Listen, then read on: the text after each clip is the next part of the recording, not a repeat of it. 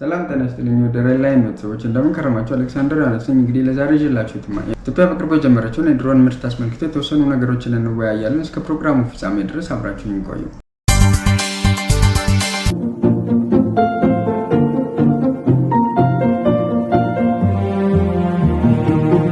ከጥቂት ዓመታት በፊት ከጦር መኮንኖች ጋር የውጊያ መልክ እየተቀየረ ነው።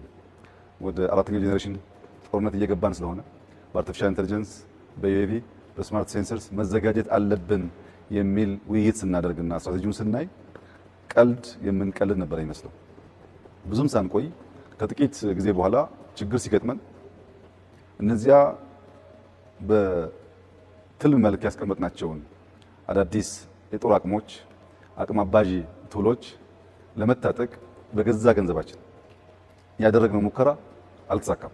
ቀላል ነበር። ለመግዛት ለራሱ ድሮን ገዝተን ለመታጠቅ የምንፈልገውን አይነት የምንፈልገውን ቅርጽ መግዛት እንዳንችል ሻጮችም ሌሎችም ጫና ያሳድሩብን ነበር። በኋላ ተሳክቶልን ድሮን ገዝተን መታጠቅ ስንችል አጠቃቀሙ በፈለግነው ልክ ኦፕሬት ማድረጉ በራሱ ፈተና ነበር።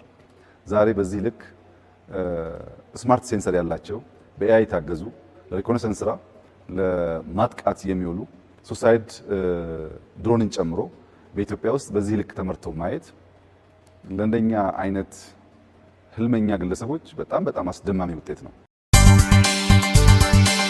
ቅዳሜ የካቲት 29 እንግዲህ ለሲቪል እና ለወታደራዊ አገልግሎት የሚውሉ ሰው አልባ የሆኑ አውሮፕላኖችን የሚያመርተው ስካይዊን ኢንዱስትሪ እንግዲህ ተመርቆ ተከፍቷል ማለት ነው። እንግዲህ በዚህም ፕሮግራም ላይ ጠቅላይ ሚኒስትር አብይ አህመድ ነበሩበት ማለት ነው እና እንደሳቸው ንግግር ከሆነ እንግዲህ እስከ ቅርብ ጊዜ ድረስ እኛ ኢትዮጵያ ድሮኖችን ከተለያዩ ሀገሮች በመግዛት ነበር የምትጠቀመው። ነገር ግን ይሄ ድርጅት ከተከፈተ በኋላ ኢትዮጵያ በራሷ ዲዛይን የራሷን የሆኑ ድሮኖች ለራሷ የመልክዓ ምድር የሚመቹ አይነት ድሮኖችን በመገጣጠም እና በመስራት ማቅረብ ጀምራለች። እንዲሁም ደግሞ በቀጣይ ወደ ውጭ የማምረት ወይም ደግሞ ኤክስፖርት የማድረግ ተስፋ እንዳለ ተናግረዋል ማለት ነው እና ስለ ስካይዊን ኢንዱስትሪ በይፋ የተቀመጡ ወይም ደግሞ ፐብሊክ የሆኑ ኢንፎርሜሽኖች ብዙ ማግኘት አልቻልኩም። ከሴኩሪቲ አንጻርም ይመስለኛል ማለት ነው። ነገር ግን ግንባታው በተጀመረ በ2 ዓመት ውስጥ ይህን ያህል ውጤት ማስመዝገብ መቻሉ በራሱ የመንግስትን የፕሮጀክት ጀምሮ የማጠናቀቅ አቅም ከጊዜ ወደ ጊዜ እየጨመረ እንደሄደ እና ስኬታማነቱም እንዲሁ እየጨመረ እንደሄደ ስካይዊን ትልቁ ማሳያ ነው ብዬ አስባለሁ ማለት ነው እና ይህ ኢንዱስትሪ እንግዲህ ኢትዮጵያ በጸጥታና በደህንነት ዘርፍ በቴክኖሎጂ ራሷን ለመቻል የጀመረችውን ጥረት አካል መሆኑን ጠቅላይ ሚኒስትሩ ተናግረዋል ማለት ነው። እንግዲህ እነዚህ ድሮኖች በከፍተኛ መልክዓ ምድር ላይ በብቃት አገልግሎት የሚሰጡና ጸረ ድሮን ጭምር የታጠቁ መሆናቸውን ሲገልጹ እንዲሁም አዲሶቹ ድሮኖች ለኢትዮጵያ የአየር ንብረት ተስማሚ ሆነው መሰራታቸው ለሚሰጣቸው ግዳጅ ውጤታማነት ቁልፍ ጉዳይ መሆኑንም አንስተዋል ማለት ነው። ሌላው ጠቅላይ ሚኒስትሩ ያነሱት እንግዲህ ከአድዋ ድል በኋላ ኢትዮጵያ የውጭ ወረራ በገጠማት ወቅት የፈለገችውን የጦር መሳሪያ ለማስገባት የውጭ ኃይሎች በተለያየ መንገድ ሲያደርሱብን የነበረውን ተጽዕኖና ጫና አንስተዋል ማለት ነው እና ለዚህም ደግሞ ማሳያ የሚሆናቸው ጣሊያን እንግዲህ 40 ዓመት ሙሉ ተዘጋጅቶ ቢመጡ ኢትዮጵያ በገዛ ገንዘቧ የገዛችውን መሳሪያ እንዳታስገባ ማዕቀብ ተጥሎባት እንደሆነ የምታስታውሱት ነበር ማለት ነው እና እንግዲህ ወራሪው ፋሽስት ሆኖ ሳለ ነገር ግን ኢትዮጵያ ላይ ራሷን ለመከላከል ለምታስገባው መሳሪያ አሜሪካኖቹ ማዕቀብ ሲጥሉ ማየት የተለመደ ነገር ነው። ከዛ ባለፈም ደግሞ እንግዲህ ባለፈውም በሰሜኑ ጦርነትም ተመሳሳይ ነገር አፕን አድርጓል ወይም ደግሞ ተከስቷል ማለት ነው። የምዕራቡ ዓለም እርስ በርሱ እየተጣመረ ኢትዮጵያ ላይ ተጽዕኖ ለመፍጠር በየአጋጣሚው ሲሞክር የምናየው ይሆናል ማለት ነው። ነገር ግን በተቃራኒው የምስራቁ ዓለም አነሰን በዛም ከኢትዮጵያ ጋር በጦር መሳሪያ ልውውጥ ወይም ደግሞ ለኢትዮጵያ ጦር መሳሪያ በማቀበል ደረጃ የተሻለ አስተዋጽኦ አበርክተዋል። ነገር ግን የአንድን ሀገር ሉዓላዊነት በአስተማማኝ ሁኔታ ለማስጠበቅ በራስ ምርት የራስን ምርት መስራት የመሰለ ነገር ያለ አይመስለኝም ማለት ነው። ድሮንን በተመለከተ እንግዲህ ከኢራን፣ ከቱርክ፣ ዩኤኢ እንዲሁም ደግሞ ቻይና በተለያየ ጊዜ አሁን ለምሳሌ በሰሜኑ ጦርነት ቅድም እንዳነሳሁት ለመግዛት ሞክረን ነበረ ማለት ነው እና ይህንን በሚደረግበት ሰዓት የተለያዩ የአሜሪካ ሚዲያዎችና ኤንጂኦዎች የምትሏቸው ከሰብአዊ መብት ጥሰት ጋር በማያያዝ ወይም ደግሞ ሰብአዊ መብት ጥሰት የሚል ቅጥያ በመለጠፍ በየሚዲያዎቻቸው ተጽዕኖ ሊያደርጉ ሲሞክሩ ማየት ትችለናል ማለት ነው። እና ለዚህ ማሳያ የሚሆናቸው 2021 ላይ ቤሊንካት ያወጣው ዘገባ ነበር። ኢትዮጵያ ፍላይንግ ኢራኒያን ሜድ አርምድ ድሮንስ የሚል ዘገባ ለማውጣት ሞክሮ ነበረ፣ ወይም ደግሞ ተጽዕኖ ለመፍጠር ሞክሮ ነበረ በእነሱ እንግዲህ ኢንቨስቲጌሽን በሚሉት ማለት ነው። እና ለዚህም ደግሞ እንደ ማሳያነት እየተጠቀሙት ማለት ነው። ጠቅላይ ሚኒስትሩ በአፋር ግንባር ተገኝተው የግንባሩን ሁኔታ ባዩበት ጊዜ የተለያዩ ፎቶዎች ወጥተው ነበረ። ወደ 51 አካባቢ የሚጠጉ ፎቶዎች ወጥተው ነበረ በጊዜው ማለት ነው። እና እዛ ጋር የኢራን ሙጃሂዲን 6 ድሮን ይታይ ነበረ ማለት ነው። እንዲሁም ደግሞ ያንንም ድሮን ኦብዘርቭ ማድረጊያ ስቴሽንም ይታይ ነበረ ማለት ነው። እና ይሄንን ከሳተላይት ኢሜጅ አገኘን ወይም ደግሞ ማመሳከር ቻለን በሚል ሁኔታ የኢራን ድሮንን ኢትዮጵያ እየተጠቀመች ነው።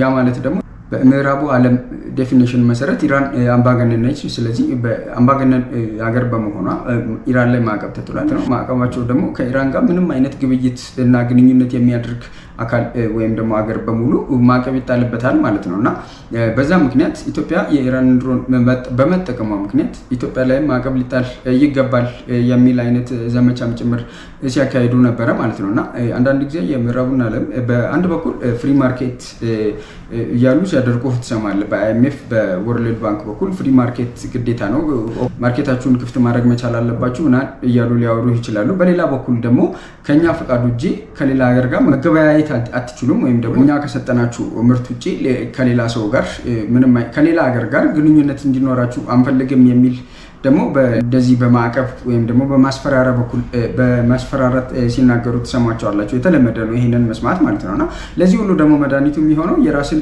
ምርት ወይም ደግሞ የዘመናዊ የሆኑ የጦር መሳሪያዎችን አፕዴት እያደረግን መሄድና ሉዓላዊነታችንን መጠበቅ እንዲሁም ደግሞ በነዚህ በጦር መሳሪያዎች ምክንያት የሚመጣን ፖለቲካል ፕሬሸርን መቀነስ እንድንችል ያስችለናል ማለት ነው። እና የራስ ምርት ወይም ደግሞ ኢትዮጵያ በተለይ ደግሞ ኢትዮጵያ የራሷን ምርት ደግሞ ስታመርት አድቫንቴጅ የምናገኝባቸው የተወሰኑ ነጥቦች አሉ ማለት ነው። እና የመጀመሪያው ነጥብ እንግዲህ የኢትዮጵያ መልክዓ ምድር ወይም ደግሞ አቀማመጥ ትንሽ ሃይ አልቲቲዩድ ላይ ያለ ስለሆነ ከውጭ የምናስመጣቸው መሳሪያዎች የጦር መሳሪያዎች ማለት ነው ይሄንን አልቲቲዩድ ወይም ደግሞ ይሄንን የኢትዮጵያን የመልክዓ ምድር አቀማመጥን ከግምት ውስጥ የከተቱ ባለመሆናቸው ልንቸገር የምንችልበት አጋጣሚ እጅግ በጣም ብዙ ነው ማለት ነው። ስለዚህ ያንን ለማስቀረት ግዴታ የራሳችንን ምርት ስናመርት ግን አድቫንቴጁ ምንድነው? እነዚህ የምናመርታቸው መሳሪያዎች ውጤታማነታቸው ከሌሎቹ ከውጭ ከምናስገባቸው መሳሪያዎች ይልቅ የጨመረ ይሆናል ማለት ነው፣ ወይም ደግሞ ሰክሰስፉል ይሆናል ማለት ነው። እና የኢትዮጵያ ሃይስት አልቲቲዩድ ተፈትነው ደግሞ የሚያልፉ መሳሪያዎች ለሌሎቹ ለሎው አልቲቲዩድ ለሆኑ አገሮች ደግሞ እጅግ በጣም ከኛ የበለጠ እጥፍ ውጤታማ ይሆናሉ ማለት ነው። እና ያ ማለት ደግሞ ኤክስፖርትን ትርፋማ መሆን የምንችልበትን ሌላውን አቅም ይሰጠናል ማለት ነው። እና ሁለተኛው ደግሞ ራስን ከመከላከል ስትራቴጂ አንጻር ካየ ነው ማለት ነው። እና በ21ኛው ክፍለ ዘመን የጦር መሳሪያ ምርት እንግዲህ እየተራቀቀ እየሄደ ነው ያለው። በፎርዝ ኤንድ ፊፍት ጀነሬሽን ላይ ደርሰናል ማለት ነው። እና አንድን ሀገር ከውጭ ጥቃትም ሆነ ከኢንተርኔት ጥቃት ለመከላከል ደግሞ ዓለም እየሄደበት ባለው ስፒድ መሄድ የሚጠበቅብን ይመስለኛል ማለት ነው። እና ከነዚህ መካከል ደግሞ አሁን ለምሳሌ በብዛት ኢፌክቲቭሊ እየሰሩ ወይም ደግሞ አገልግሎት ላይ ይዋሉ ያሉት ደግሞ እነዚህ ሰው አልባ አውሮፕላኖች የሚባሉት ናቸው ማለት ነው። እና እነዚህ ደግሞ ጥቅማቸው በዋናነት ለምሳሌ መረጃ ለመሰብሰብ ያንንም መረጃ ተንተርሶ ትንታኔ ለመስጠት እና የጥቃት ከየት አካባቢ ሊፈጸም እንደሚችል ቀድሞ ፕሪዲክት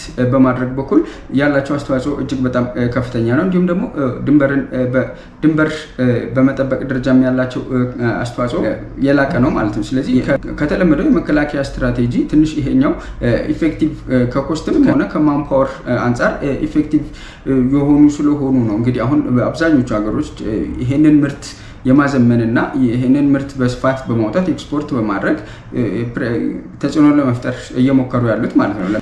ለምሳሌ እንግዲህ ቱርክንና ኢራንን ማንሳት እንችላለን ማለት ነው። እንግዲህ 20 ዓመት 30 ዓመት አልሞላቸውም እነዚህ ሀገሮች የዩኤቪ ምርትን ሲጀምሩ ማለት ነው። እና አሁን የደረሱበት ደረጃ ላይ የደረሱት እንግዲህ ከብዙ ሙከራዎች አንጻር ነው። እና አሁን ላይ እነዚህ ሀገሮች እነዚህ ሁለት ሀገሮች እንግዲህ የራሳቸውን ድንበር እንዲሁም ደግሞ ሉዓላዊነት ከማስከበር አልፈው በኤክስፖርት ምክንያት ጂኦፖለቲካሊ ተጽዕኖ መፍጠር ችለዋል ማለት ነው። ይሄንን ሉዓላዊነትን ለማስከበር ኢትዮጵያ ራሷ የምታመርታቸው የጦር መሳሪያዎች ሊኖሩ እንደሚገባ ቀድሞ ከተረዱ የኢትዮጵያ ነገስታት መካከል እንግዲህ አፄ ቴዎድሮስ በግንባር ቀደምትነት የሚጠጉ ናቸው ማለት ነው።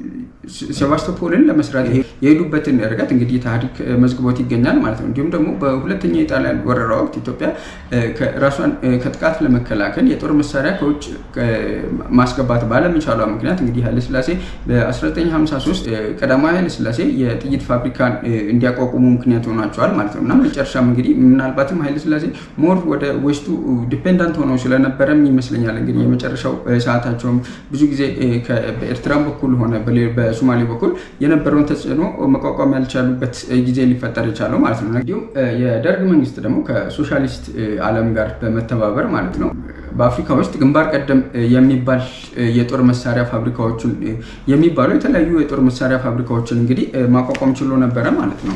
ከነዚህ መካከል እንዲሁ ለመጥቀስ ያህል እንግዲህ ደብረ ዘይትና ሞጆ መካከል የተቋቋመው እንግዲህ ጋፋት የመሳሪያ ፋብሪካ አንዱ ነው ማለት ነው። እንዲሁም ደግሞ በተለምዶ መኮድ እየተባለ ይጠራ የነበረው የታንክና መሰል ከባድ መሳሪያዎችን ማምረቻ የነበረው ፕሮጀክት 40,000 ሆርማት የሚባለው አንዱ ነው። እንዲሁም በተጨማሪ አምቦ ላይ ተቋቁሞ የነበረው ታጠቅ ኢንጂነሪንግ ፋብሪካ በ1979 ተቋቁሞ የነበረው ምንም እንኳን በኋላ ላይ ህወሓት ስልጣን ይዞ ከያዘ በኋላ በሜቴክ ስር በማስገባት እንግዲህ ሆሚቾ አሚኒሽን ኢንጂነሪንግ በሚል ማለት ነው በ1996 ስሙን ቀይሮታል ማለት ነው። የታጠቅ መጀመሪያ የነበረውን ማለት ነው። አሁን ላይ ሆሚቾ በ1996 ነው የሆነው ማለት ነው እና በደርግ ዘመን እንግዲህ ሆሚቾ የታንክ ቁንቡላዎችን፣ የሞርታር ቦምቦችን፣ የእጅ ቦምቦችን፣ 120 ሚሊ ሜትር ሮኬቶችን እንዲያመርት ታስቦ የተቋቋመ ፋብሪካ ነበረ ማለት ነው። ነገር ግን ያው እድሜ ለህወሓት ማለት ነው ኢትዮጵያ ላለፉት 30 ዓመታት እንግዲህ ጦር መሳሪያ አምራችነት ወደ ጦር መሳሪያ አሸማችነት ልትቀየር ችላለች ማለት ነው። መጋቢት 19 2013 ነበር ሆሚቾ አሚኒሽን ኢንጂነሪንግ ጠቅላይ ሚኒስትር አብይ አህመድ በጎበኙበት ወቅት የአገር መከላከያ ሰራዊት የማምረት አቅሙን አጠናክሮ ለዘላቂነት የሀገር ሉዓላዊነትን ለማስጠበቅ የሚያስችለው ቁመና ሊላበስ ይገባል በሚል ሪፎርም መጀመሩን አስመልክቶ ነበር እንግዲህ መጋቢት 19 2023 ላይ ሆሚቾ አሚኒሽን ኢንጂነሪንግን ጎብኝተው የነበረ መሆኑን እንግዲህ ሁላችሁም የምታስታውሱት ይመስለኛል እና አሁን ላይ ከ4 ዓመት በኋላ ነው እንግዲህ ባለፈው ሳምንት የካቲት 27 2017 ላይ ሆሚቾ ራሱን አፕግሬድ በማድረግ ማለት ነው ክላሽ፣ ብሬን፣ ስናይፐር፣ ዲሽቃ፣ ታንክ ሁሉም አይነት መድፎች ሊተኩሷቸው የሚችሉ ጥይቶችን ማምረቻ ፋብሪካው እንግዲህ አፕግሬድ አድርገው ስራ መጀመሩን ያስታወቁት ማለት ነው እና ይሄ ትልቅ እምርታ ነበር የነበረው ማለት ነው። እንዲሁም በተጨማሪ ኢኮኖሚክ አንጻር ደግሞ የሁለቱን የሃሚቾ አሚኒሽን ኢንጂነሪንግንም ሆነ የስካይዊንን ድሮን ኢንዱስትሪንም ካያችሁት ማለት ነው ከኢኮኖሚክ አንጻር እጅግ በጣም ትልቅ ምርታ ያለው ነው ማለት ነው። የመጀመሪያው እንግዲህ ወጪን ከመቀነስ ለውጭ ምርት ለመግዛት የምናወጣውን ወጪ ለመቀነስ ትልቅ አስተዋጽኦም አለው ማለት ነው እና ይሄንን በተመለከተ እንግዲህ ፊልድ ማርሻል ብርሃኑ ጁላ ሆሚቾ አሚኒሽን በጎበኙበት ወቅት እንግዲህ የተለያዩ ጥይቶችን ለመግዛት ያለውን ውጣ ውረድ ሲያስረዱ ማለት ነው እንደ ከረሜላ ዝም ብለን ሄደን ተነስተን ልንገዛው ወይም ደግሞ ልንሸምተው የምንችለው ነገር አይደለም። የራሱ የሆነ ፕሮሰስ አለው፣ የራሱ የሆነ ቢሮክራሲ አለው። እንዲሁም ደግሞ ፖለቲካል አታችመንትም ከዛ ጋር አብሮ ሊመጣ እንደሚችል አስረድተው ነበረ እና በዚህ ምክንያት ነው እንግዲህ መጀመሪያ ላይ ሪፎርም 2004 ዓመት በፊት መከላከያ ሪፎርሙን ሲጀምር ከዩኒፎርም ጀምሮ ከውጭ ይገዛ የነበረ ሲሆን ይህ ደግሞ የኢኮኖሚ ጫና ማሳደሩ ግልጽ ነው። ከዛም አንጻር ይመስለኛል ከአንጻር ዩኒፎርም ጫማን በሉት የተለያዩ ነገሮችን አምርቶ ከመጠቀም እየተነሳው እና አሁን ላይ የደረሰበት ደረጃ እየደረሰው ማለት ነው እና በ4 ዓመት ውስጥ ይሄ የራስን አቅም በመቻል ይህን ያህል አፕግሬድ ወይም ደግሞ ዘመኑ የሚጠይቀው ነው። አሁን ያለንበት ዘመን ሀገርን ለመከላከል ያስፈልጉ ይችላሉ የሚባሉትን አሁን ይሄ ዘመን የሚጠይቃቸውን እያንዳንዱ ነገሮች ለማሟላት ወይም ደግሞ በራስ አቅም ለመፍጠር እየሄዱ ያሉት ማለት ነው እና እንግዲህ ይሄን ጥይት ፋብሪካ እንኳን ካያችሁት ማለት ነው አሁን ባለፉት 3 ወራት ብቻ ወደ 30 ሚሊዮን የሚጠጋ ዶላር በኤክስፖርት ተገኝቷል ማለት ነው እና ይሄ አኑዋሊ እንኳን ካሰባችሁት 120 ሚሊዮን ዶላር ማለት ነው እና ራሱን ከመቻል አልፎ ኤክስፖርት በማድረግ የዶላር ምንዛሪን አገሪቷ እንድታገኝ ከፍተኛ ጠቀሜታ ይኖረዋል ማለት ነው እና ይሄን ደግሞ ምናልባት እንግዲህ 30 ሚሊዮን በ3 ወር ውስጥ ወይም ደግሞ 120 ሚሊዮን ከ3 4 ሀገራት ጋር ከሆነ ይሄ ውል እየተፈራረሙትና ምርቱን ያቀረቡት ኢማጂን ከአፍሪካ 54 ሀገራት ነው ያላት። ስለዚህ ከ30 ሀገራት ጋር እንኳን እንደዚህ አይነት ውሎችን ቢፈርሙ 120ን በ30 ሀገር ማባዛት ማለት ነው እና ኤክስፖርት በማድረግ ኢትዮጵያ የምትታወቀው እንግዲህ የግብርና ምርቷን ሲሆን ማለት ነው እና እነዚህ ሁለት ኢንዱስትሪዎች ማለትም የጥይት ማምረቻ ኢንዱስትሪው እንዲሁም ደግሞ የስካይዊን የድሮን ማምረቻ ኢንዱስትሪው ማለት ነው ወደ ስራ ሙሉ ለሙሉ ወደ ስራ ሲገቡ ምናልባትም ከግብርና ኢንዱስትሪው የሚያመጣው በገቢ ከሚያስገኘው ወይም ደግሞ ከሚያመጣው እጥፍ 2 3 4 እጥፍ ሊሆኑ እንደሚችሉ መገመት ቀላል ነው ማለት ነው። ምክንያቱም በባይ ኔቸር የጦር መሳሪያዎቹ ኤክስፔንሲቭ መሆናቸው ብቻ ሳይሆን አንድ ሀገር ራሷን መከላከል ካለባትም አይቀሬ ወጪዎች እንደሆኑ የሚታወቅ ነው ማለት ነው። ለምሳሌ የድሮኑን ብቻ እንኳን የድሮን ምርቱን ወይም ደግሞ ኢንዱስትሪውን ብቻ እንኳን ብትመለከቱ በአፍሪካ ሀገር ማለት ነው እና ዲሴምበር 18 2024 ላይ ቢዝነስ ኢንሳይደር ቶፕ 10 አፍሪካን ካንትሪስ ሊዲንግ ኢን ድሮን ፐርቼዝ የሚል ዘገባ ወጥቶ ነበረ ማለት ነው እና በዚህ ዘገባ እንግዲህ ኢትዮጵያ 125 ድሮን በመግዛት 4ኛ ደረጃ ላይ ትገኛለች ማለት ነው። ምንም እንኳን እዚህ ዘገባ ላይ የትኛው ሀገር ምን አይነት ድሮን ከየት እንዳመጣች እንዲሁም ደግሞ ዋጋቸው ምን ያህል ነው የሚል ነገር ባይኖርም አጠቃላይ 125 ድሮን ኢትዮጵያ መግዛቷን ያሳያል ማለት ነው እና ኢትዮጵያ የገዛቻቸው 125 ድሮኖች የትኛውና እነማን ናቸው የሚለውን እንኳን ቢያቅተን ላለፉት 5 ዓመታት ኢትዮጵያ የገዛቻቸውን ድሮኖች ብናይ ማለት ነው ለምሳሌ ከቱርክ ባያክትራ TB26ን መግዛቷን የምታውቁት ነው። ወደ 6 የሚጠጋ ድሮን እንደገዛች ነው መረጃዎች የሚያሳዩት። እንዲሁም ደግሞ የኢራኑ ሙሃጅር 6 ሌላው ነው።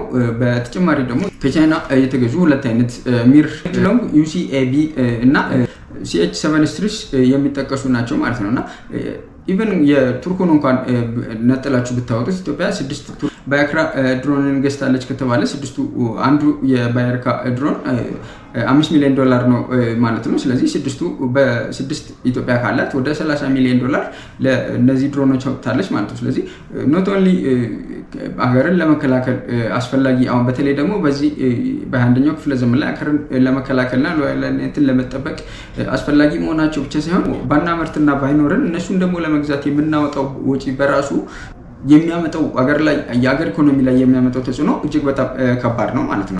ይሄንን አሁን የስካይዊን የጀመረውን ወይም ደግሞ ማምረት ወይም ደግሞ ኤክስፐሪመንት ማምረት መጀመሩ እጅግ በጣም ይበል የሚያሰኝና ፖዚቲቭሊ ልናየው የሚገባ ነው ማለት ነውና ምናልባት ስካይዊን በተመለከተ ወይም ደግሞ የሚያመርታቸው ድሮኖች ምን አይነት ናቸው ስፔሲፊኬሽናቸው የሚል ነገር ብዙ መረጃ የለም።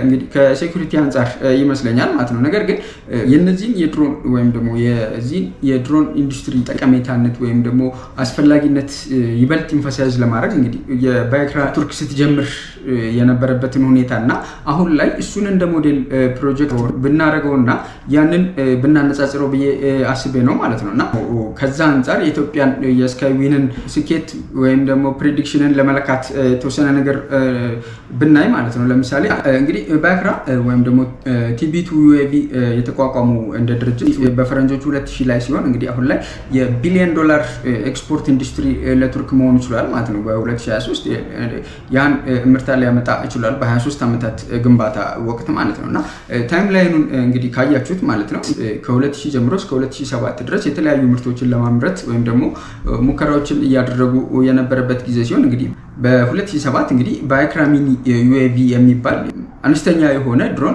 በስኬታማ በሆነ መንገድ ለበረራ ማብቃት ቻሉ ማለት ነውና 2007 ነው እንግዲህ ይሄ የሆነው። ከዛ 2009 ከሁለት ዓመት በኋላ ባያክራ TB1 የሚለውን ፕሮቶታይፕ ለመጀመሪያ ጊዜ በራሳቸው አቅም በአገር ውስጥ ምርት ማምረት የቻሉ ሲሆን ቀጥሎ 2014 ላይ ነው እንግዲህ ዓለም አቀፍ ተቀባይነት ያለው ባያክራ TB2 የሚለው ስኬታማ የሆነ የበረራ ሙከራ ማድረግ የቻለው ማለት ነው 2014 ላይ ነው እና 2019 ደግሞ የቱርክ ጦር ለመጀመሪያ ጊዜ ይፋዊ በሆነ መንገድ የመስክ ጥቃት ተልዕኮ መፈጸም ችሏል በዚህ ድሮን አማካኝነት ማለት ነው እና ሰክሰስፉል የሆነ ሚሽን ከፈጸመ በኋላ እንግዲህ የተለያዩ ሀገሮች መግዛት ችለዋል ማለት ነው እና በግንባር ቀደምትነት እንግዲህ ሊቢያ የምትጠቀስ ነች። ከዛ ዩክሬን አለ እንግዲህ ገዝታለች እና ትልቅ አስተዋጽኦ ለዩክሬን ራሽያ ላይ ላደረሰችው ጥቃት የድሮን ጥቃት ትልቅ አስተዋጽኦ ያበረከቱ ድሮኖች ሆነዋል። እንዲሁም ደግሞ አዘርባይጃንም እንዲሁ ከአርሜኒያ ጋር በነበራት ግጭት ይህንን ድሮን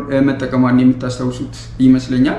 ይሄም ቱርክ ቲቢቱ ድሮን ምርት ማለት ነው ራሱን የቻለ ፒአር ስራ ነው የሰራላቸው ማለት ነው። ስኬታማ ሆኖ በእነዚህ ጦርነት መስኮች ላይ መረጋገጥ መቻሉ ማለት ነው እና ከዛ በኋላ ነው እንግዲህ ወደ አፍሪካ ማርኬት ወይም ደግሞ ወደ አፍሪካ ማርኬት የገቡት ማለት ነው። እስካሁን ድረስ ወደ 10 የሚጠጉ የአፍሪካ ሀገራት የቱርኩን የቲቢቱ ድሮንን እየተጠቀሙ ይገኛሉ። እንግዲህ በግንባር ቀደምትነት የምትጠቀሰው ሊቢያ ነች ማለት ነው። እስካሁን 36 ድሮኖችን ፐርቼዝ አድርጋለች። ሞሮኮ 19፣ ሩዋንዳ 12፣ ኢትዮጵያ 4 እንዳላት ይጠቅሳል ማለት ነው እና እንግዲህ ምናልባት ሁለቱ ድሮኖች ኔክስት ፐርቼዝ የሚደረጉ እንደሆነ አላውቅም። ሁለት መረጃዎች ናቸው ያሉት።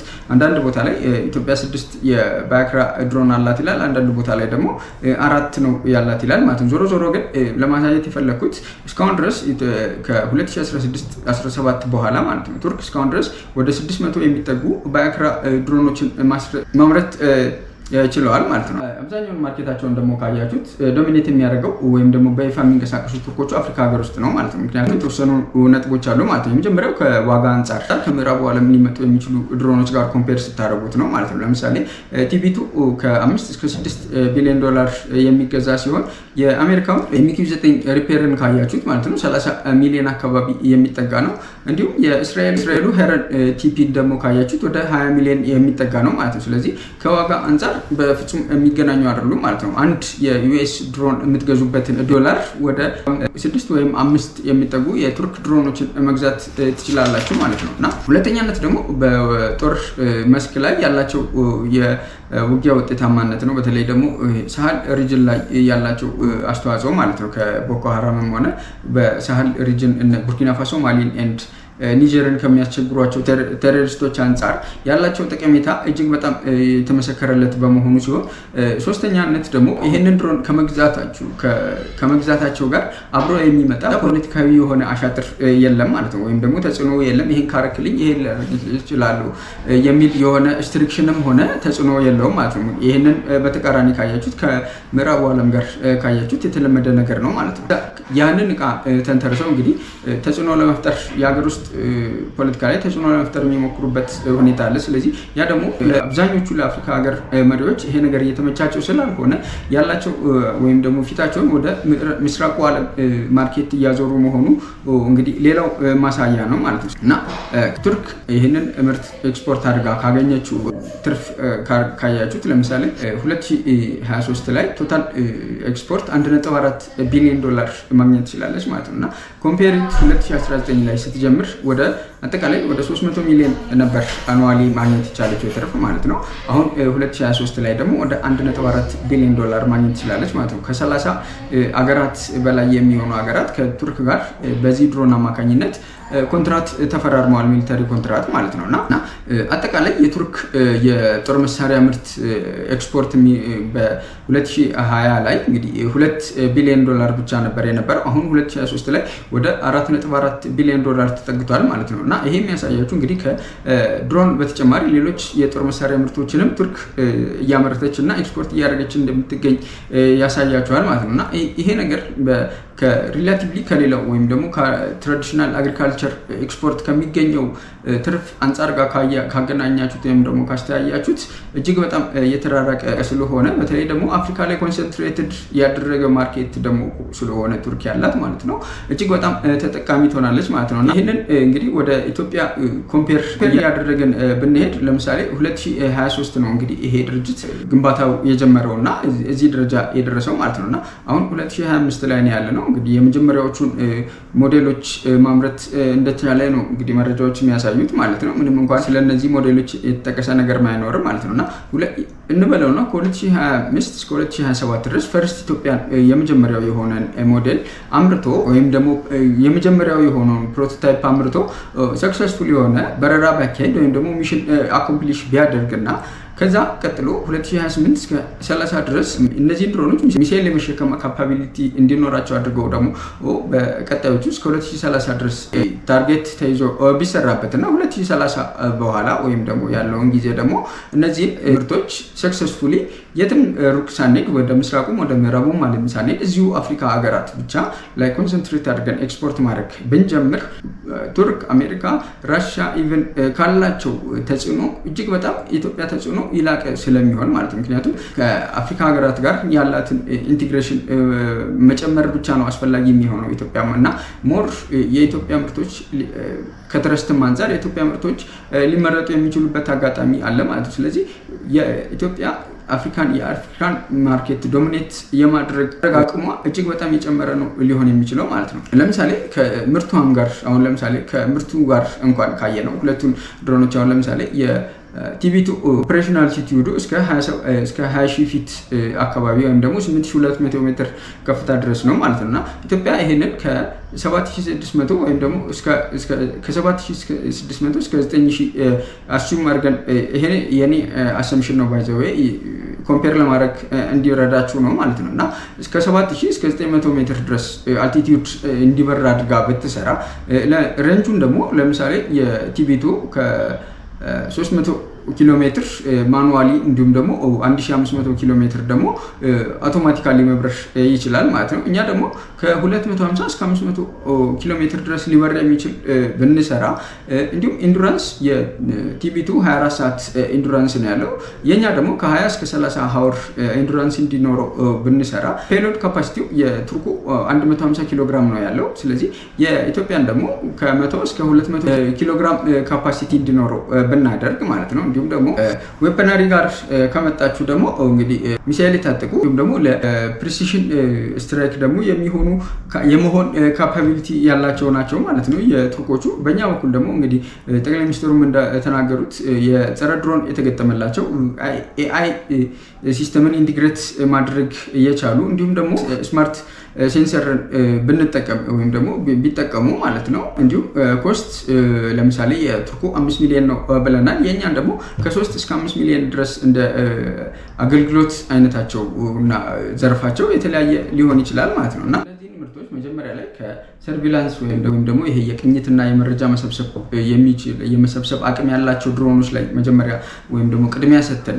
ብንሰራና ብናመርት ከዛ በኋላ እነዚህን ድሮኖች ደግሞ ቀስ እየተባለ መሳሪያ እየታጠቁ እንዲሄዱ የማድረግ ካፓቢሊቲ ቀስ እያለ ማምጣት ይችላል ማለት ነው እና በተጨማሪ ከኢራኑ ከሙጃሂዲን 6 ሆነ ከሸሂድ 136 ደግሞ የሱሳይድ ካፓቢሊቲያቸውን በማየትና ሪቨርስ ኢንጂነሪንግ በመጠቀም በኋላ ላይ እመጣበታለሁ። ሪቨርስ ኢንጂነሪንግ በመጠቀም ቀስ እያለን በፕሮግረስ መሄድ ይቻላል ማለት ነው እና ከስራ ዕድል ፈጠራ ደግሞ አንጻር ካያችሁት ማለት ነው ወደ በአክራ እንግዲህ እስካሁን ድረስ ወደ 3500 አጠቃላይ ሰዎችን ቀጥሮ ነው እንግዲህ የሚንቀሳቀሱ ወይም ደግሞ እየሰራ ያለው ማለት ነው እና ለዚህም ደግሞ ስኪል የሆኑ ኢንጂነሮች፣ ሶፍትዌር ኢንጂነሮች፣ ማኑፋክቸሪንግ የተለያየ ፕሮፌሽን ያላቸው ኢትዮጵያውያን ስራ መፍጠር እንዲቻል ያደርጋል ማለት ነው እና ይሄንን ደግሞ ምናልባት አሁን ላይ ትልቁ ቻሌንጅም ሊሆን የሚችለው ብዬ የማስበው ወይም ደግሞ የምገምተው ስኪል የሆነ ማንፓወር በዚህ ዘርፍ ላይ ያለ አይመስለኝም። ያንን ደግሞ ቀስ በቀስ ማዳበርና በትሬኒንግ የተለያዩ ሀገሮች እየሄዱ እንዲያመጡ ማድረግ ይቻላል ብዬ አስባለሁ። ለምሳሌ የተወሰኑ የመከላከያና የፌዴራል ፖሊስ ይመስለኛል ወታደሮች ቻይና ሄደው የተወሰነ ትሬኒንግ እንደወሰዱ የተወሰኑ መረጃዎች የሚያሳዩ ሲሆን ይህንን አጠናክሮ በመቀጠል ለምሳሌ የባክራን የሲኢኦ ባለፈው 2023 ላይ እንግዲህ በመከላከያ ምስጋና ሽልማት ሲያቀርቡለት አይታችኋል ማለት ነው እና ይህንን ከነሱ ጋር ያለውን ግንኙነት በማጠናከር የእውቀት ሽግግር ወይም ደግሞ ልውውጥ ማድረግና ማሳደግ እጅግ በጣም አስፈላጊ ሊሆን ይችላል ማለት ነው። ሁለተኛው ደግሞ ሪሰርች ኤንድ ዲቨሎፕመንት ላይ ያለንን ጋፕ በማጥበብ በተለይ ደግሞ ከኤአይ ላይ ኢንቨስት በማድረግ ሪሰርች ኤንድ ዲቨሎፕመንት ላይ ያለንን ጋፕ ማጥበብ እጅግ በጣም አስፈላጊ ነው የሚሆነው ማለት ነው እና እንግዲህ ጠቅላይ ሚኒስትሩም ሲናገሩ የተለያዩ ለምሳሌ ፌዴራል ፖሊስ የራሱን የሆነ ምርት ይኖረዋል ብዬ ገምታለሁ። መከላከያ የራሱን መንገድ ነው እየሄደ ያለው እንዲሁም ደግሞ አየር ኃይል በተጨማሪ እንደዚሁ ማለት ነው። ነገር ግን እነዚህ ሶስቱ አካላት የሚያመርቷቸውን ምርቶች አንድ ላይ ኢንኮርፖሬት በማድረግ ላይ የተመሰረተ ስራ ቢሰራ ደግሞ ነገሮችን ለማቀላጠፍ ወይም ደግሞ ቶሎ ስኬታማ የሆነ ውጤት ለማስመዝገብ ይረዳል ብዬ አስባለሁ። እንግዲህ በመጨረሻ እንድናየው ልለው ያሰብኩት ምንድነው እነዚህን የድሮን ምርቶች በተመለከተ የድሮን ምርት ነው ወይስ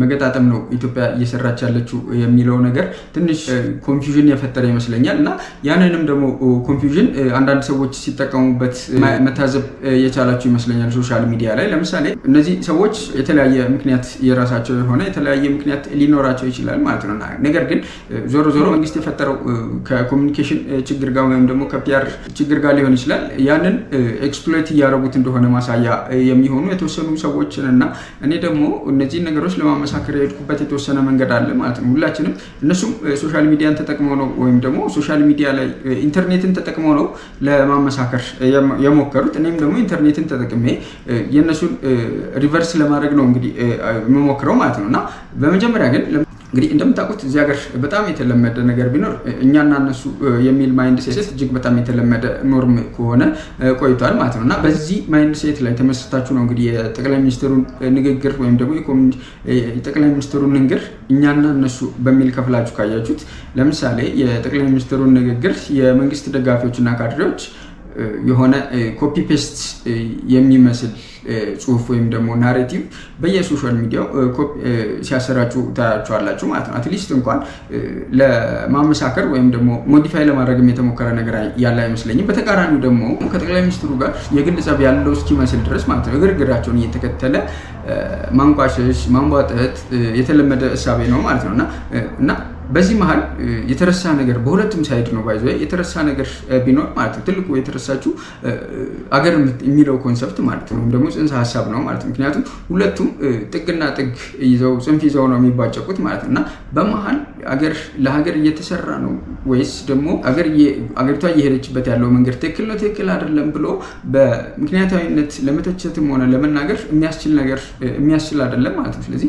ያኛውም እየሰራ ያለው እኔ ትክክል ነኝ ብሎ የሚያስብበት መንገድ ነው እየሰራ ያለው። ነገር ግን እንደ ሀገር ጀነራል የሆነ ኮንሸንሰስ ያለን አይመስለኝም ማለት ነው። ስለዚህ ይህም ደግሞ ቆይቶ ከጊዜ በኋላ የሚጎዳውም አገርን ነው ማለት ነው። ያ ማለት ግን ምናልባት እነዚህ ጽንፍ የያዙ ሰዎች ደግሞ መጨረሻቸውም እንደዛው ነው የሚሆነው ማለት ነው።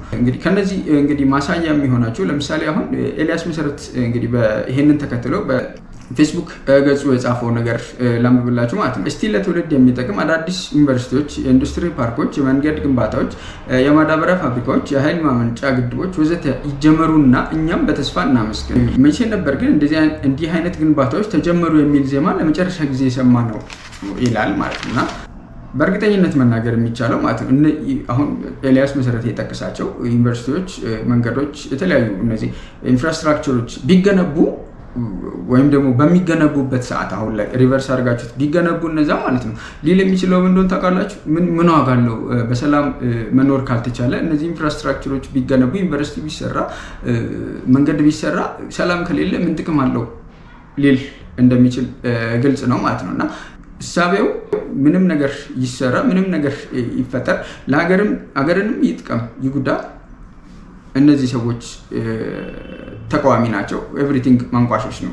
ሌላው ደግሞ በዛኛው ወገን ደግሞ ያለው መንግስትን እንደ መልአክ ላይ ድረስ በመወሰድ ወር ደግሞ ተአምር እንደሰራ አይነት ነገር በማስመሰል እነዚህን ካውንተር የማድረግ ስራ ነው እየተሰራ ያለው ማለት እና በዛ መሀል ደግሞ ቼክ ኤንድ ባላንስ የሚባለው ነገር ይጠፋል ወይም ደግሞ ቼክ ኤንድ ባላንስ የሚባለው ነገር አይስተዋልም አይኖርም ማለት ነው። ሌላው ደግሞ ደረጃ ብትወልድ ነው። ደረጃን ሁላችሁም ታውቁታላችሁ ማለት ነው እና የአብይ ድሮኖች ተገኙ በሚል ርዕስ ማለት ነው ከዩቲዩብ ትንታኔ ለመስራት ሞክሯል ማለት ነው እና የእሱ ናሬቲቭ ደግሞ ይሄ ኢንዱስትሪ ዲስፕሌይ ያደረጋቸው ድሮኖች ከሌላ ቦታ ተገዝተው የመጡ ለምሳሌ አሁን እሱ የሚያነሳው ከጎግል ቪውን ተጠቅሞ ይመስለኛል ማለት ነው ከአሊባባ ላይ VF 50P የሚል ድሮን አለ ከ30 እስከ 40 ሺህ ዶላር የሚጠጋ ይመስለኛል እና ከነሱ ጋር ተመሳሳይነት እንዳለው አድርጎ እነዚህን የቻይና